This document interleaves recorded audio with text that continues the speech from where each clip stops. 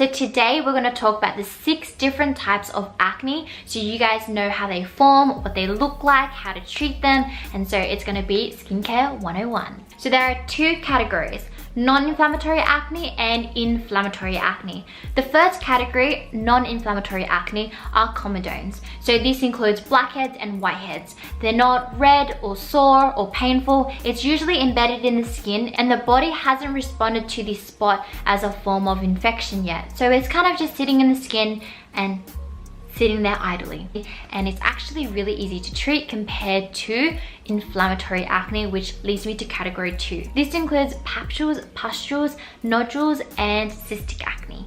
This type of acne is usually painful and it's bedded in deep layers. It's usually red and swollen, and it's a bit harder to treat. So let's zoom in and focus on each one of these types of acne so you have a better understanding of each. Number 1 is whiteheads. In most cases, acne happens because of clogged pores, maybe because of bacteria, clogged pores, and dead skin cells. When it comes to a whitehead, it's a closed comedone. So it's a long pore that is closed from the top and it's kind of like underneath the skin. So it's embedded within the skin without having any opening. Okay, try over-the-counter products such as salicylic acid. This really helps. So it dissolves the cement that holds the sticky cells together, and that prevents whiteheads in the future. You can also try benzoyl peroxide. 2.5% is awesome. 10% is way too harsh. It's a marketing strategy to get you to pick the highest percentage, but it actually comes with more adverse side effects, especially if you have sensitive skin. So start with 2.5% and see how you go. The next non-inflammatory acne is called a blackhead. Now with a blackhead, so the top part is oxidized and you get that black spot. You can also try the same method in terms of over-the-counter products such as salicylic acid, benzoyl peroxide. It just takes a little bit longer because the top part is kind of hardened and it's oxidized. I don't recommend pore strips whatsoever. It's a cheap, quick method, but it's only short-term results. When you put the pore strip on your nose, not only is it pulling out the blackhead, but it's also ripping the first layer of your skin, ruining your skin's mantle, making it more irritated in the future. And because you're getting rid of your excess oils as well as your natural oils, your skin is gonna be like, oh my God, where's my natural oils? Oh, I need to reproduce it. And that's when your oil glands go into overdrive. So steer away from pore strips and take a chemical exfoliant instead. That helps gently remove the clogged pores and your dead skin cells. So I highly recommend that. You can also try to use facial cleansers with a silicone nub and just gently go across your nose. I don't really recommend using like walnut scrubs or you know, ones that are irregular, because it can create micro tears in your skin. So steer clear of that and stick with more gentle methods. So now on to the inflammatory acne, which leads us to the 4 remaining type of acne. The first one is called papules. So the contents of your blocked pore is kind of spilled up to the surface and it's creating that red inflamed skin. But the thing is, there's no pus inside. And again, this can be used as a similar method because it's like bacteria on the outside of your skin. You want to kill that bacteria by using over-the-counter products such as salicylic acid, benzoyl peroxide.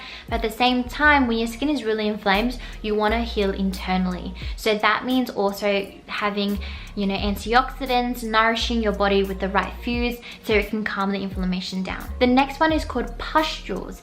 So with the name, there is the word pus in it, which means there is pus inside your inflamed zit. And this usually happens in clusters, whether it be on your chest, your face, your back. And you can also use the same method as over-the-counter products. A lot of the times dermatologists and doctors also recommend you to try antibiotics or birth control because hormones in your body can also lead you to have acne. However, I highly recommend you to steer away from antibiotics and birth control because there are a number of side effects where it damages your gut. So what I recommend is, on top of using topical treatments, also try to heal internally, as I said with papule pimples. Nodular acne is the next one. This is a more severe case. So with nodular acne, it's flesh colored or red bumps on top of your skin, and it could be elongated. So it's deep within the tissues, and this doesn't have a head, so do not pop it because you will damage the skin, surrounding skin tissues. And nodules in this case feel like hardened thick knots Whereas the next one is cystic acne. They're a lot softer and they have pus-filled sac inside. Cyst comes in clusters, and they are also another form of severe acne.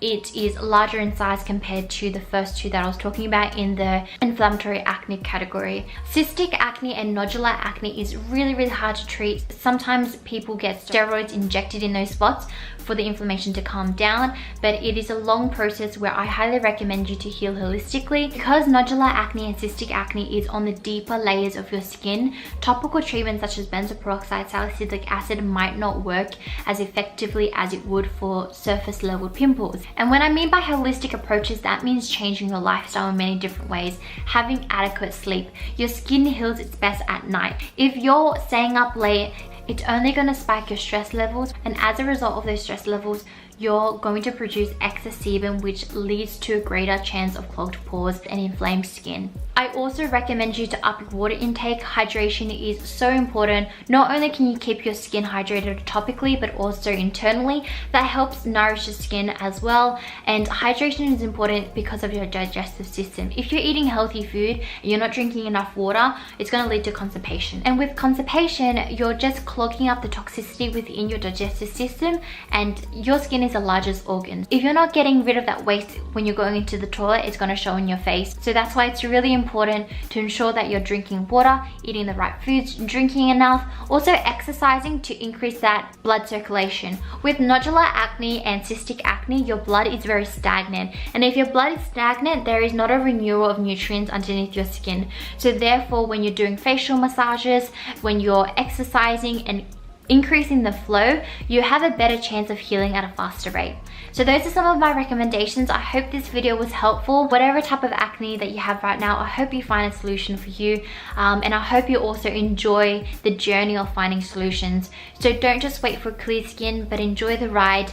It can be really tough to rewire your brain in a way where you see your journey as a positive kind of lesson, a positive journey, but you guys can do it. Big kisses and have a lovely day.